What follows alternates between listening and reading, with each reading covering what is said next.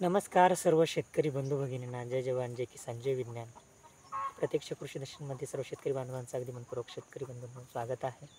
तर शेतकरी बंधूंनो, आज टोमॅटो मार्केट आणि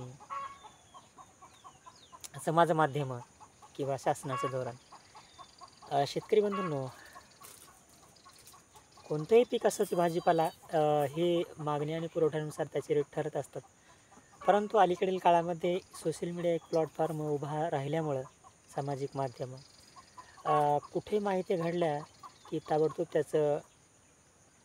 त्या माहितीचं ट्रान्सलेट करून ते AI टेक्नॉलॉजी आधारित ताबडतोब पाठवलं जातं. आणि त्यामुळं परंतु आज मी तिला गेल्या काही वर्षभरापूर्वी, म्हणजे वर्ष 2023मध्ये टोमॅटोचं मार्केट खूप हे चढ होतं. म्हणजे सरासरी ₹1000 ते 3, 3.5, 4,000पर्यंत प्रति 25 किलोच्या कॅरेटला रेट होता. परंतु आज हे मार्केट टोमॅटोचं जर पाहिलं तर ते खूप कमी आहे. म्हणजे पावशेर टोमॅटोसुद्धा येणार नव्हती त्या काळी. पण सिने अभिनेता म्हणत होते की टोमॅटो पीक विकत घेऊन भाजीपाला माझ्या खिशाला परवडणारं नाही. परंतु त्यामुळं मी ते पीक विकत घेतलेलं नाही. सांगायचा हा उद्देश आहे की समाज माध्यमांनी ज्या काही बातम्या दाखवायच्या त्या दाखवण्याऐवजी त्याच्यामध्ये भंगार क्वालिटीच्या बातम्या आज सोशल मीडियावर खूप एवढा वेळखाऊ जनतेची ठरत आहे. जनतेने सुद्धा या गोष्टीचा विचार करायला पाहिजे. गेली 75, 76, 77 वर्षे देशाला स्वातंत्र्य झाले असले तरी कृषी क्षेत्र हे स्वायत्त क्षेत्र म्हणून आजही उदयाला आलेलं नाही आहे. शेतकऱ्यांच्या मालाचा भाव त्याला ठरवण्याचा अधिकार नाही. पण एखादी कंपनी, त्याने त्या ठिकाणी गुंतवलेला कर्मचारी वर्ग असेल, स्टाफ असेल, त्या स्टाफचा पगार, तेथील आलेला त्या उत्पादनाला खर्च, या सर्व टोटल खर्च करून त्या ठिकाणी MRP लावली जाते. परंतु शेती व्यवसाय हा एकच व्यवसाय आहे की त्याला MRP ठरवण्याचा अधिकार मुळात नाही. टोमॅटोच बाजारभावाचं असं मी बोलत नाही आहे, परंतु शेती क्षेत्र हे प्रथम क्रमांकाचं क्षेत्र आजही आहे. पण इथल्या व्यवस्थेने या क्षेत्राचा सगळा कचरा करून सोडला आहे. मला असं म्हणायचं नाही की इथली राजकीय मंडळी असेल, पुढारी मंडळी असतील, तर ते शेतीच्या दृष्टिकोनातून निर्णय घेतात का? तर या गोष्टीविषयी मला अजिबात म्हणायचं नाही आहे. परंतु शेतीला कनिष्ठ दर्जाचा मान दिला, शेतकऱ्यांचं खरं अस्तित्व काय होतं ते बाजूला सावरून आज त्याची दिशाभूल करण्यात येत आहे. परंतु ज्या देशामध्ये उत्पादन हे मोठ्या प्रमाणात होते आणि ज्या ठिकाणी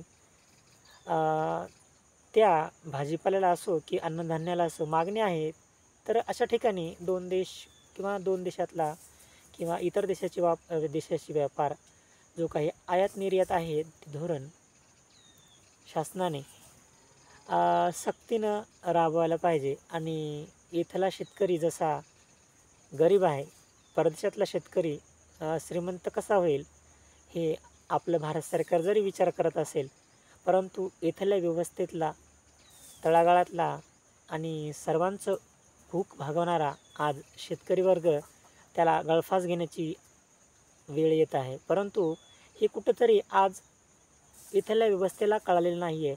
8वं वेतन लागू करण्याच्या हालचाली हा केंद्र शासनाच्या असतील, तो भाग वेगळा.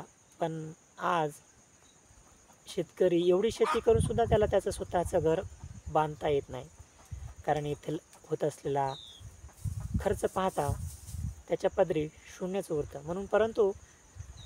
पण तसं पाहायला गेलं तर शहरी भागामध्ये आजही या मालाच्या किमती अमाप किमतीने व्यापारी लोक विकत असतात. परंतु शेतकऱ्यांच्या हाती आशाच्या ऐवजी निराशाच येते.